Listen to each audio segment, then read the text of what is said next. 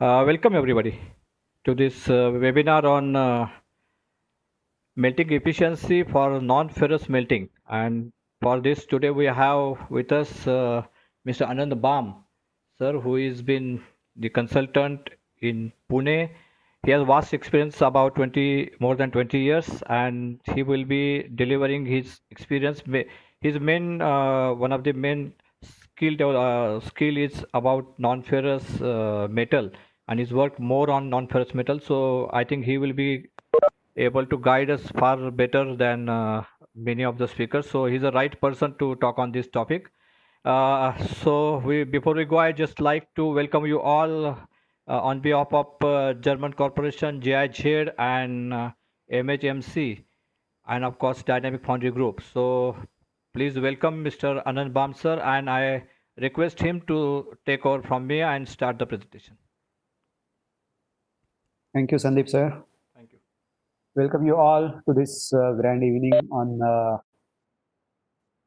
Dynamic Foundry Group's by far the first show on non-ferrous metallurgy. Today's topic is dedicated to MHMC Mohali High-Tech Metal Cluster and German cooperation, and it's on efficient melting practices for non-ferrous metals. Frankly speaking, when we talk of melting practices, those are irrespective of any metal, because whenever we want to melt any metal and that liquid we want to dispense in form of a casting to give it a shape, naturally whatever are the principles of melting, those are common for all metals. Unlike ferrous materials, there are some minor differences in non-ferrous materials whereby we may have some difficulty in cold start cycles, and we will go into details in the further presentation. Non-ferrous metals basically broadly categorized, then we can say that aluminum also is a part of non-ferrous, but since aluminum industry is grown up in a different manner, we treat it separately, and all other metals which are non-ferrous as well as non-aluminum, we categorize as non-ferrous metals. These are typically copper alloys like brasses, in which we have subdivisions like leaded brasses, arsenical brass, admiralty brass, high tensile brass, bronzes, tin bronzes, leaded bronzes, silicon bronzes, aluminum bronzes, gun metals, leaded gun metals, monels, high nickel alloys, and other hyperosmone alloys. So all these and similar copper alloys come into the category of non-ferrous metals. It's a very, very vast group, and not necessarily melting practice, but the metal treatment varies a lot. Today we are dealing with only melting practices, so metal treatment we will not be touching. Let us consider what it calls for melting. Any melting is basically an endothermic process. That is, it requires energy to achieve its physical state transformation. When energy is delivered to any metal or any material, it can be in form of direct heat through combustion or through electricity by way of induction or resistance. As per information received from MHMC, majority of its members are using induction furnaces. Hence, this presentation is more focused on induction melting. That does not mean that we have to take a different call for any other type of melting. If people have any queries regarding oil-fired melting or gas-fired melting or coke melting, then they can ask at the end of the presentation. When we consider physical state transformation, then there are two types of heats which we have to consider. First is the specific heat, wherein the temperature of solid material raises from room temperature to the melting point. Till that time, there is no state transformation. The metal remains in solid state. Then comes into picture the latent heat of metal to convert it from solid to liquid. This particular process of melting or fusion happens at a constant temperature, which is called as melting point. And the third is the specific heat of the liquid from melting point to tapping temperature. Because considering our practical difficulties, we are not satisfied with just molten metal. We need to give some superheat to it. So all these three heats put together comprise the theoretical demand or theoretical need of energy to convert a unit quantity of metal into liquid at the tapping temperature. So let us understand what is this quantity for pure copper. Since non-ferrous metals are copper alloys, then the figures of any non-ferrous alloy, apart from aluminum bronze, will lie in the nearby band of this figure. The specific heat of copper is 385 joules per kg degree Celsius. Latent heat of copper is 206 kilojoules per kg. Hence, the total heat required for copper to superheat up to 1150 degrees. The melting point is 1085. So I am considering about 65 degrees superheat. So for that, what happens? 385 is the specific heat into 1150 minus 35 degrees. 35 degrees I have considered as the ambient temperature. Now this is in joules. So we have to divide it by 1000 plus 206 kilojoules. So the total amount comes to 635 kilojoules per kg. Now we all know that joule per second is watt.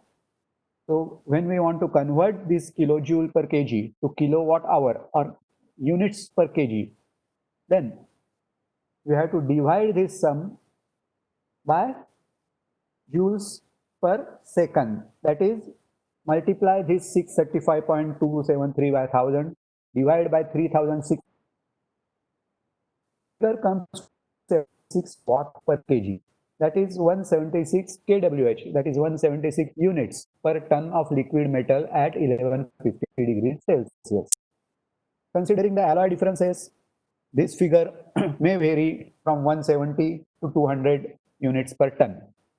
But remember, this is the theoretical figure. With 100% furnace efficiency, 100% transformer efficiency, 100% panel efficiency, and all that, we can come very close to this figure. But that is not the case because every melting equipment has got its own efficiency. Now let us consider where do we stand in case of copper as compared to other metals. Now herein I would like to highlight upon aluminium because many people consider that aluminium being a very light-weighted material and the melting point being very low, the tapping temperatures are low, naturally it should be consuming lesser energy for melting. But that is not so because specific heat of aluminium is very high. Hence, at the tapping temperature, practically, we just calculated about copper, that is at 1150 degrees, it requires 176 kilowatt hours, 176 units per ton. These are theoretical figures, remember once again. For aluminium, tapping temperature 700, the figure is 276 kWh per ton. And for iron, tapping temperature 1350, the figure is 231. Considering practically limitations of the furnace, the design efficiencies of all equipment, hardly half of the energy delivered by the electricity reaches the metal. Or I would say can reach the metal because this word can, that is the topic of serious discussion in today's lecture. Everybody knows these figures are printed in the books. So this is the ultimate goal wherein with 100% efficiency one can achieve. But considering even the 50% efficiency of equipment, can we melt copper in 176 into 2, that is 352 units per ton? Then the answer is no. Same is with iron. Can we melt iron at 462 units per ton? The answer is no. This is because there are many difficulties, or we can say there are many slips between the cup and the lips. We know that if we are strong enough in our process control and as well as resources planning, then we can deliver it in 462 for iron and 352 for copper. But practical figures are far above this. And that is why this word can is appearing in this presentation. Now, where do that remaining 50% go? This is the energy balance of an induction furnace. On the left hand side, you see electricity as the only energy input. On the right hand side, as energy output, the green portion is heat to metal. That is the only useful portion which we are interested in. And all the yellow portion, that is heat to lining, heat to coil, cooling water, both these are conduction losses, heat to radiation, heat to convection by air currents, these are radiation and convection losses, energy lost in the panel, that's the panel efficiency, the thyristor efficiency, energy lost in the transformer. So along these losses, the lining, cooling, water, convection, radiation, panel loss are wastages in the system. Out of these wastages, some wastages are beyond our control. Those are transformer losses and panel losses because those are inherent characteristic of the equipment we have purchased. And from one brand to another brand or one make to another make, these losses can be virtually doubled.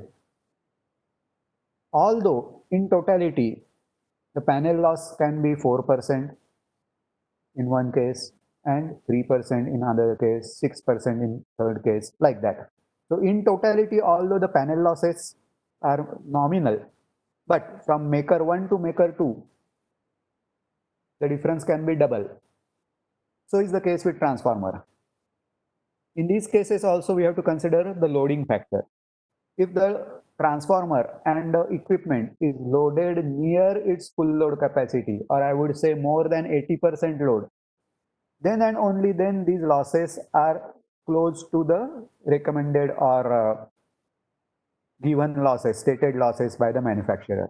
Anything less loading, anything less than 80%, or if it further less to 60% or 50% loading, then these losses drastically increase. So remember another thing, that we have to operate our equipment as close as to its design capacity. Now these are common principles for efficient melting irrespective of any metal. Melt the metal as quickly as possible. Second, consume minimum energy. Third, achieve complete solution of all alloying elements. Next is melt it clean, keep it gas free, and minimize melting losses. Today's topic will deal with only first two items, that is melt it as quickly as possible and consume minimum energy for melting. Next four topics, though are principles of efficient melting, they are becoming part of metal treatment. Now let us consider the losses. Conduction loss. Conduction loss happens through the lining of the furnace.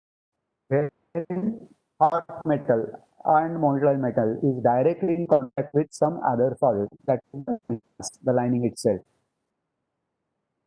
Although it is a refractory material, it has certain conductivity of heat, although very less, but then again it conducts some heat.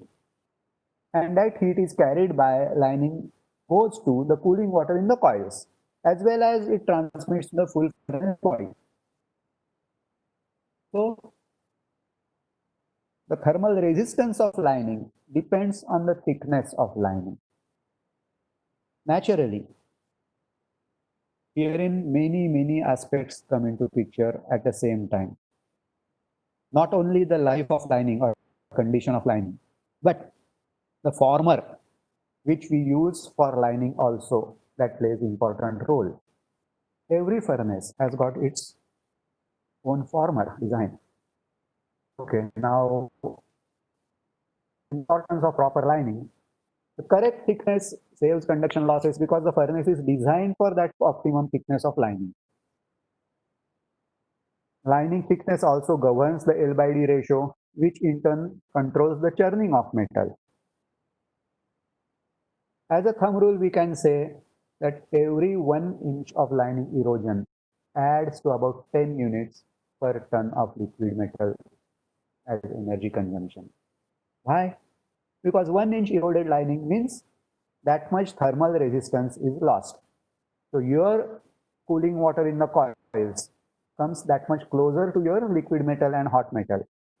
So it catches more and more heat from the liquid metal. Naturally, it eats up 10 more units per ton. Unattended erosion may lead to lining failure and coil puncture, leading to severe accidents. This is peculiarly very important when we consider non-ferrous metals. Why? It will come into next slides. Now, typically, a lining cycle hours, and in majority of the time, the energy is totally lost. Hence, if one can get maximum number of heats from this lining, this loss can be minimized. Usually for brasses and gun metals, the lining life is between 150 to 450 heats. This is a smaller figure, lower figure than iron foundries because of the lead content in the material. This is what I was talking in the earlier slide as well. If we are able to control the shutdown as well as cold start cycles, then we can effectively increase the lining life, and such extended lining life leads to about 5 units saving per ton of liquid metal.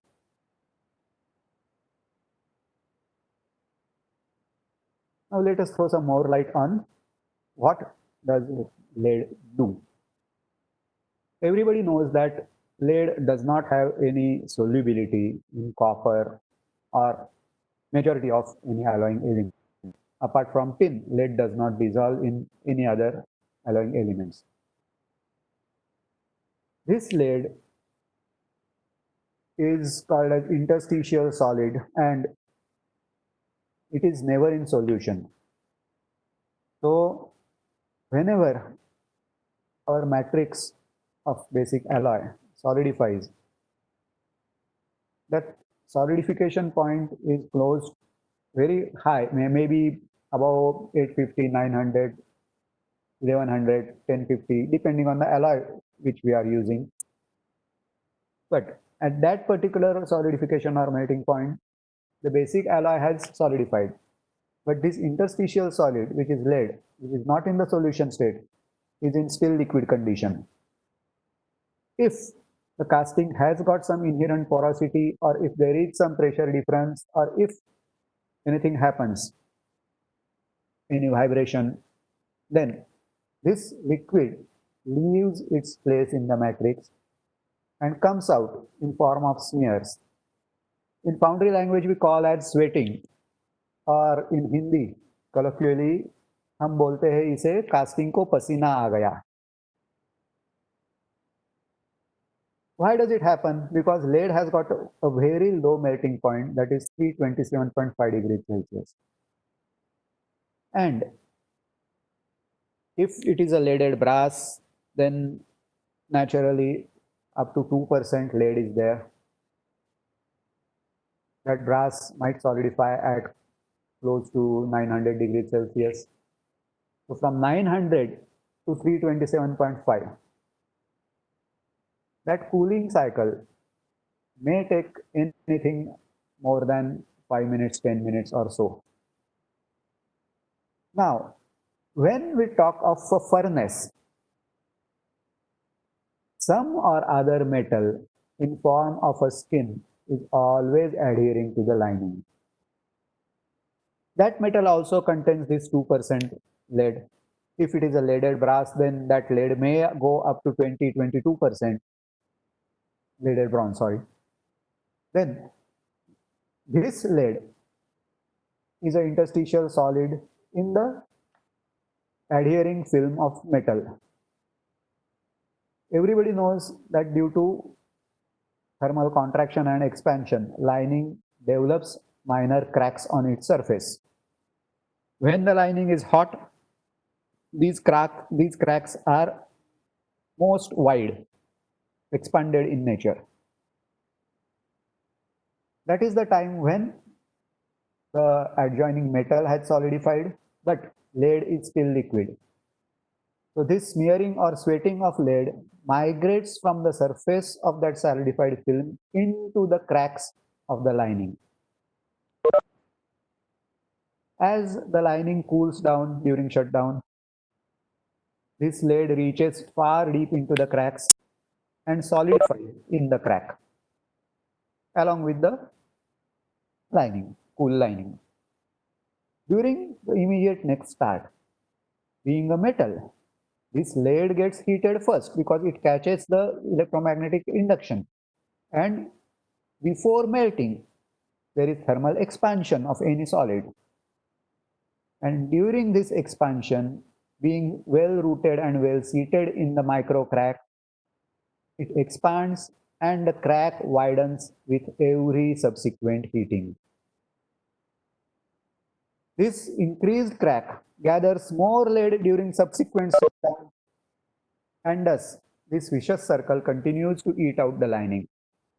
That is the basic reason why non-ferrous linings wear out very fast as compared to ferrous lining. The second part of it is that majority of non-ferrous foundries do not operate on 3 shifts continuous basis into 6 days continuous working. Majority of non-ferrous foundries are MSMEs, single owner, small or tiny units, wherein they work for 1 or 2 shifts at the most 16-18 hours. And there is a compulsory shutdown every day and a compulsory cold start every morning. And that is why the lining life gets seriously disturbed due to lead in nearly all the alloys.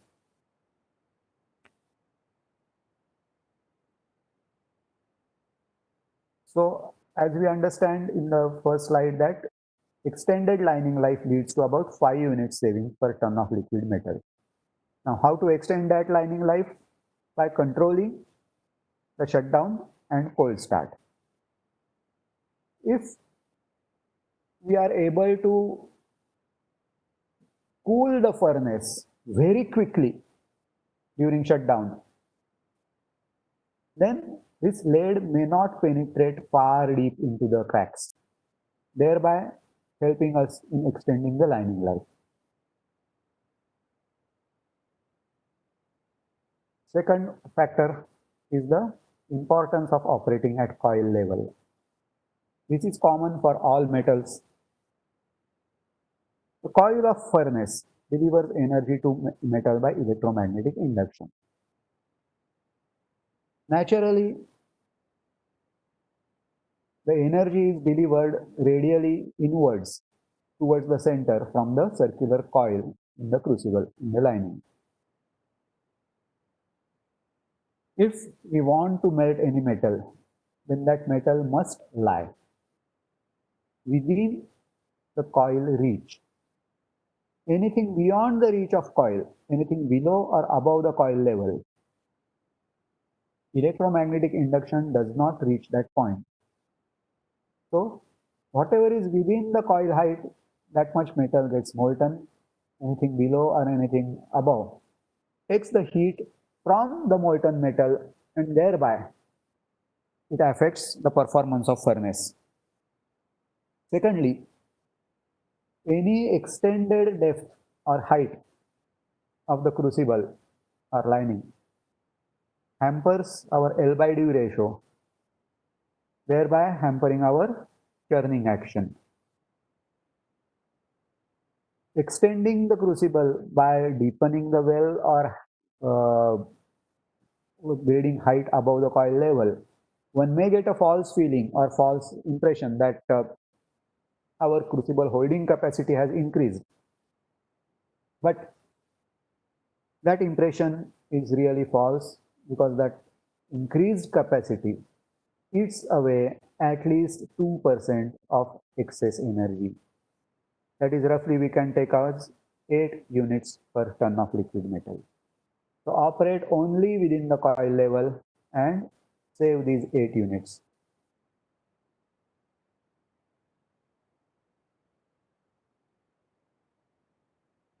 Now we come to the charge material. What is important if we want to melt any metal? We have to put the input in metallic form. Anything else other than the metal is a waste of efforts. Non-ferrous materials being a very precious commodity, nearly all MSME foundry owners prefer scrap or recycled material or recyclable material rather than going for ingot melting. What form of scrap does reach the furnace?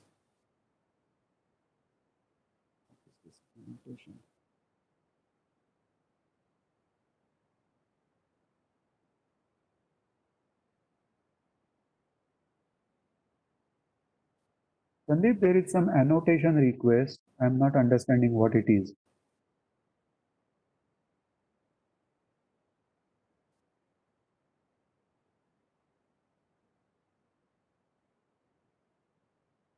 Cutting, scrap casting, as well as turning borings, all these take a major part of inputs. Clean, solid scrap with proper size so as to avail maximum packing density of furnace leads to energy saving. This is the underlying principle of charge material. Any non-metallic contamination or metallic attachment to the scrap not only consumes more energy but also disturbs metal quality. Clean all the dust, dirt, oil in the scrap outside the furnace. Because any dirt, any dust, anything else, any other material, any metal, any attachment, any screw, bolt, nut, anything, any sleeve being attached to the casting, it consumes energy till the metal melts, and that energy is wasted. Secondly, any oil or organic matter burns and leads to high oxide pickup. Such oxides are often found in castings as well as in micrographs. So any dirt or dust or any foreign material is a take one buy one free type of defect or irregularity. First is it consumes more energy because it is not a part of casting. We are heating it to that temperature, but we are not using that as a casting material. So why waste that heat to that? And any combustible matter, it goes to, it leads to oxide pickup.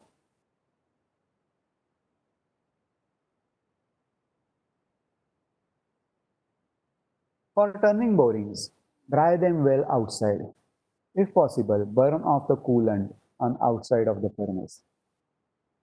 This is particularly important because in case of fine or fine turnings like the dust or the swarf of tapping and deep drills, the chip size is very small. And in comparison, the organic matter, the oil adhering to that chip is very high. So that particular oil burns and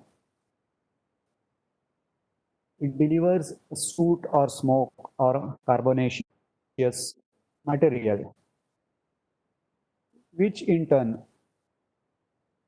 disturbs the metal to metal contact, thereby disturbing the eddy current transmission from one point to other, thereby delaying the melting process, as well as those tiny fragments of carbon, they come as inclusion in the casting.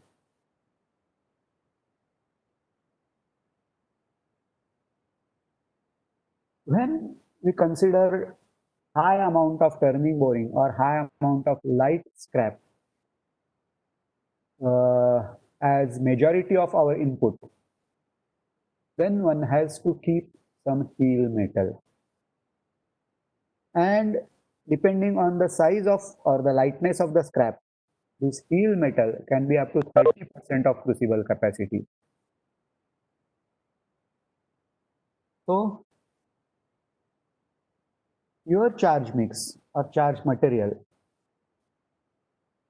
can consume up to 5% more energy or 20 more units per ton of liquid metal if your mix is improper or your choice of material is improper. In the last slide, I touched upon the packing density.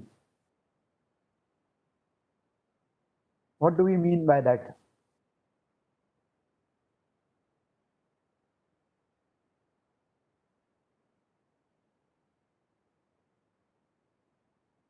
Yes, clean solid scrap with proper size so as to avail maximum packing density. If we consider crucible as a cylindrical object, then at any level, any point of time, that circular section of the cylinder has to be densely packed with material ready for melting or molten metal, nothing in between. So if you have got solid scrap as well as returns as well as ingots and turning borings, then you have to pack it in such a manner so that it gives maximum packing density. Now, Bam if we sir, have, can we stop and restart again? okay, झाले का 55? 40